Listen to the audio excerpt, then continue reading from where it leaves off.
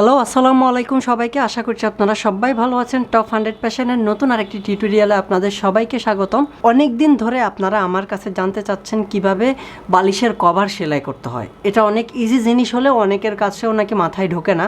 তো নর্মালি আমি আজকে টিউটোরিয়ালে আপনাদেরকে দেখাবো কিভাবে সিম্পল একটা কাপড় দিয়ে আপনারা সিম্পল বালিশের কভার খুব ইজিলি মেক করতে পারেন এবং সেটা কিভাবে কাটিং থেকে স্টিচিং অবধি আমি পুরোপুরি আপনাদেরকে দেখাবো। তো নর্মালি আপনাদেরকে বোঝার সুবিধার জন্য আমি এখানে আমার কাছে একটা বালিশের কভার ছিল, আমি সেটা নিয়ে নিছি। মেজারমেন্টটা আপনারা কিভাবে নেবেন সেটা একটু দেখানো ট্রাই করতেছি।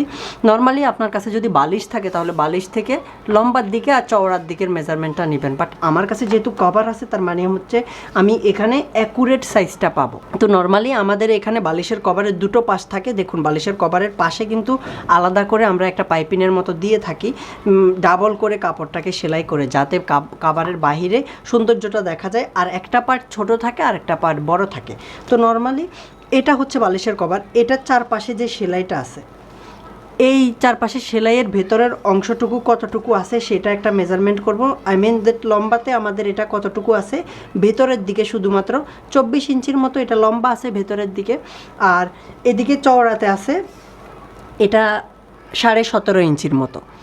তো আমাদের নর্মালি তার মানে বালিশের কভারটা লম্বাতে 24 ইঞ্চি আর 17.5 ইঞ্চি, যেটা নর্মাল বালিশের কভারটা।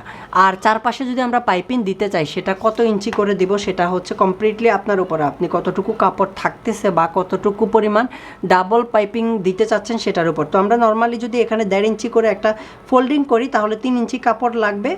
আর সাথে আমাদের কাপড়ের মানে যেই পাশে কাটিং থাকবে সেই কাপড়টাকে ফোল্ডিং করার জন্য আরও 1/2 ইঞ্চি লাগবে, তাহলে 3.5 ইঞ্চি করে অ্যাড করতে হবে।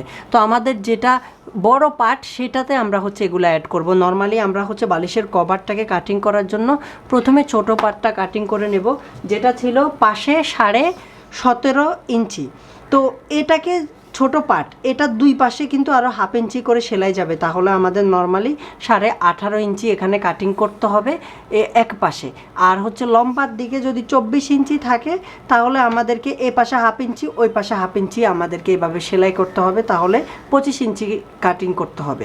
তাহলে আমরা ছোট পার্টটা যদি নিই 18.5 ইঞ্চি, এই 18.5 ইঞ্চি আমি মেপে নিলাম, বা আপনারা 18.5 থেকে আরও 2 সুতো একটু বেশিও নিতে পারেন। আর এটা লম্বা কিভাবে হবে, লম্বা মেজারমেন্টটা আমি এখন করে নিচ্ছি। লম্বাটা আমাদের যেহেতু নর্মালি থাকবে 24 ইঞ্চি, আমরা 25 ইঞ্চিতে এটাকে মেজারমেন্ট করতেছি।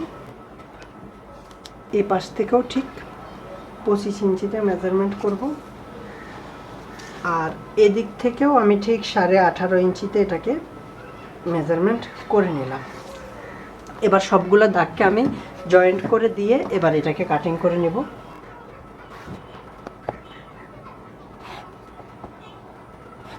এবার এই ছোট পার্টটাকে আমি প্রথমে কাটিং করে নিচ্ছি।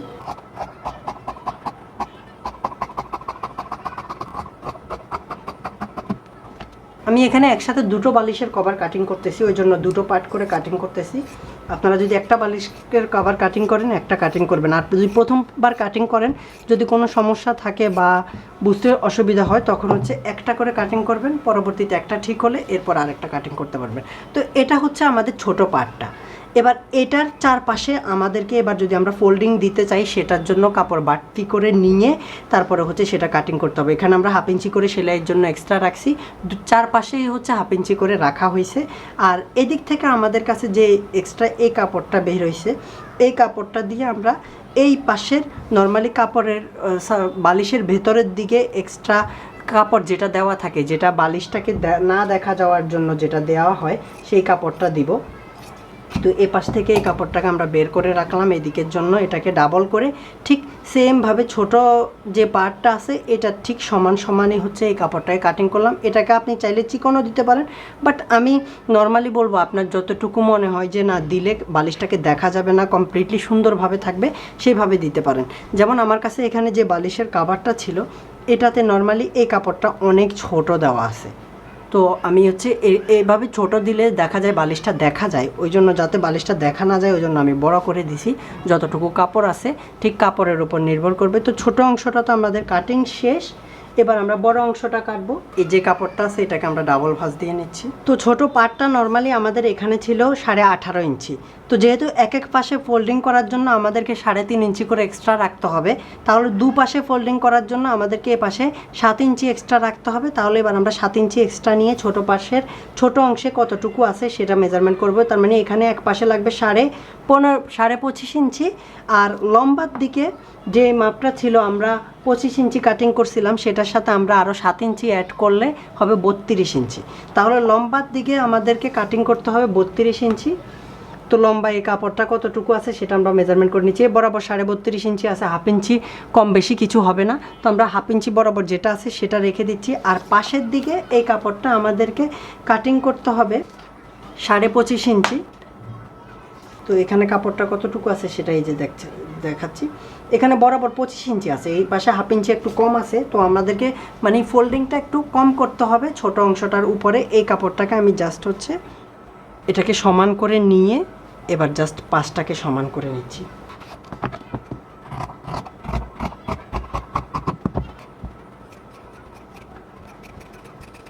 এই যে এটা হচ্ছে আমাদের বালিশের কভারের বড় অংশটুকু, আর আমাদের কাছে প্রথমে যেটা কাটিং করছিলাম সেটা হচ্ছে ছোট অংশটুকু। এবার আমি আপনাদেরকে জাস্ট এখানে একটু ডেমো দেখাই দিচ্ছি মেশিনে যাওয়ার আগে কিভাবে আমরা এটাকে রেখে সেলাই করব। ঠিক মিডল পয়েন্ট অনুযায়ী হচ্ছে আমরা এই ছোট অংশটাকে রাখবো।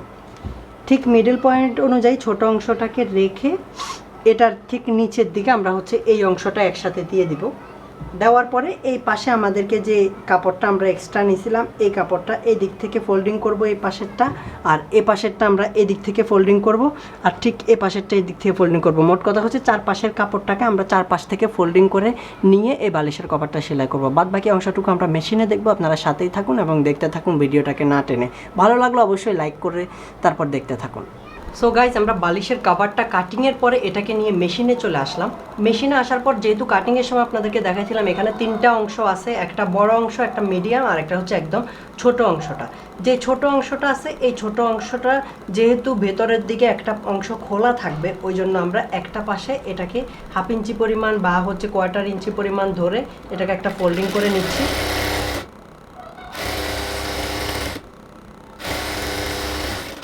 এই ছোট অংশটা যেহেতু ভিতরের দিকে থাকবে এই অংশটুকু খোলা থাকবে ওই জন্য এই পাশটাকে আমরা ফোল্ডিং করে নিলাম। এরপর যে মিডিয়াম অংশটুকু আছে এই মিডিয়াম অংশটারও আমরা হচ্ছে একটা অংশকে প্রথমেই হচ্ছে এদিক থেকে এটাকেও ঠিক সেমভাবে একটা পার্টকে আমরা সেলাই করে নেব, যেহেতু এই পাশটাও খোলা থাকবে।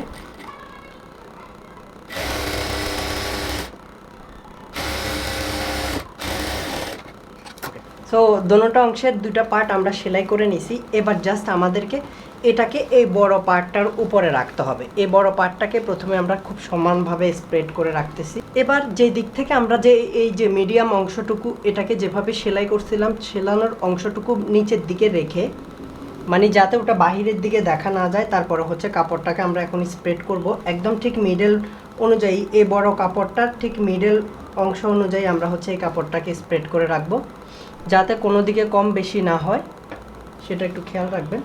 সো গাইস, আমরা হচ্ছে এই বড় কাপড়টার উপরে হচ্ছে এই মিডল পয়েন্টে যে কাপড়টা রাখছিলাম আমরা যতটুকু পরিমাণ আমাদের হচ্ছে বালিশের কভারটা হবে এটাকে চারপাশে হচ্ছে খুব সুন্দরভাবে কাপড়টা রেখে মিডল অংশে আমরা রেখে নিছি। আর অবশ্যই আপনারা যদি এই কাপড়টা রাখার জন্য খুব সুন্দরভাবে রাখার জন্য পিন ইউজ করতে পারেন, ওই জন্য আমি পিন মেরে নিছি।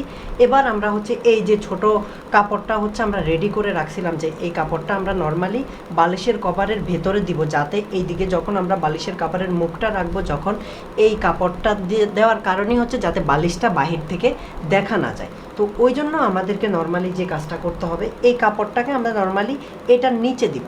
এই যে মিডল নর্মালি যে কাপড়টা আমরা ইউজ করতেছি এই কাপড়টার নিচে যাতে এই বালিশের কভারটা থাকে ওই জন্যই হচ্ছে এই কাপড়টা নর্মালি ইউজ করা আমাদের।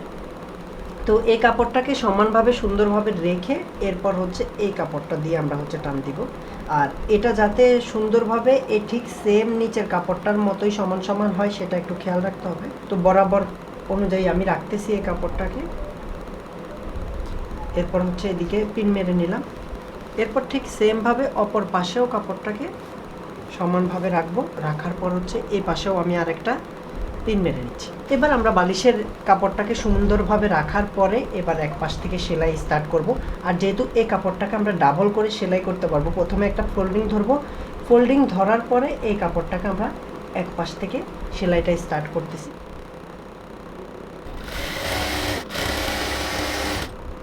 আর এই ফোল্ডিংটা আসলে নর্মালি আপনি হিসাব করে কাটিং করলে চারপাশে যতটুকু হওয়ার ঠিক ততটুকুই হবে, এর চেয়ে বড়ও হবে না, ছোটও হবে না।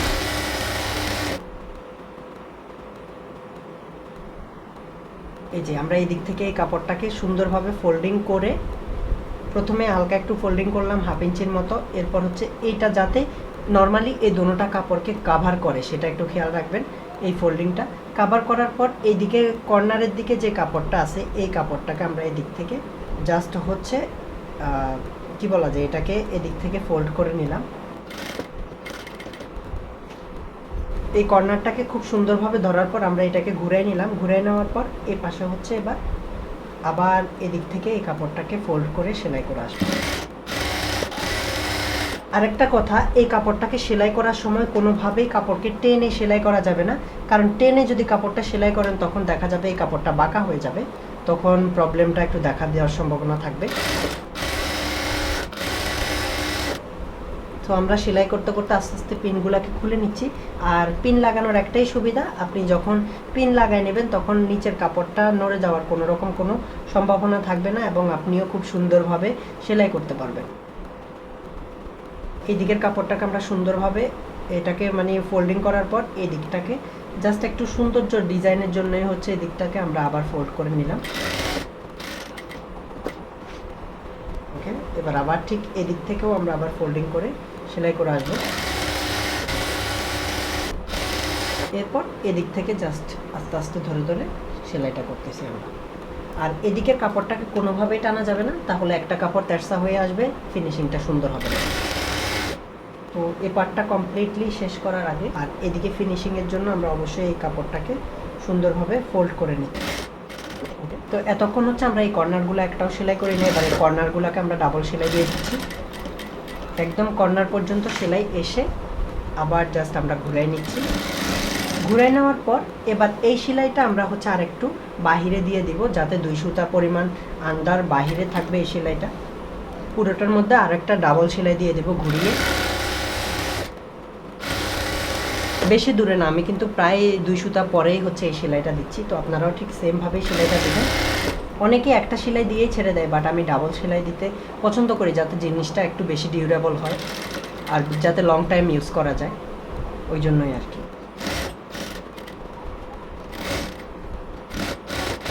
তো বস, আমাদের কমপ্লিটলি বালিশের কভারটা সেলাই করা শেষ। আমরা একদম খুব সুন্দরভাবে ফিনিশিংভাবে এই বালিশের কাপড়টা কীভাবে স্টেপ বাই স্টেপ সেলাই করতে হবে আপনাদেরকে দেখালাম। এই যে ভেতরের পার্টে আমরা এই কাপড়টা দিছি যাতে করে বালিশের কাভারটা পরানোর পরে কোনোভাবেই কোনো দিক থেকে বালিশটাকে দেখা না যায়, ফিনিশিংটা খুব সুন্দরভাবে আসে। এটা একদম কমপ্লিটলি ফিনিশিংভাবে আপনি যদি কাটিং থেকে শুরু করে স্টিচিং অবধি দেখেন তাহলে আপনার আর কোনো রকম কোনো প্রবলেম থাকার কথাই না, কারণ এটা এমনিতে নর্মালি একটা সোজা হিসাবের বিষয়, কিভাবে আমি কতটুকু বালিশের কভারটা বানাবো আর চারপাশে কতটুকু পরিমাণ কাপড় আমি রাখবো ফোল্ডিং করার জন্য, কিভাবে আমি সেলাই করতেছি সেটাই। তো আপনারা অবশ্যই ভিডিওটা ফার্স্ট টু লাস্ট এভরিথিং দেখবেন। এটা যদি ভালো লাগে অবশ্যই কিন্তু ভিডিওটাকে লাইক করতে ভুলবেন না, কারণ হচ্ছে খুব ইজি একটা জিনিস, অনেকের ক্ষেত্রে অনেক সমস্যা হয়, যেটা আমি সহজভাবে দেখানোর চেষ্টা করছি। আর অবশ্যই ভালো লাগলে এই ধরনের ভিডিও দেখতে চাইলে আমার চ্যানেলটাকে সাবস্ক্রাইব করবেন, ফেসবুক পেজটাকে ফলো করবেন, আর ভবিষ্যতে ভিডিও দেখার জন্য গেট নোটিফিকেশন বাটনটা অন করে রাখবেন। দেখা হচ্ছে পরবর্তী ভিডিওতে, সবাই ভালো থাকবেন, আল্লাহ হাফেজ।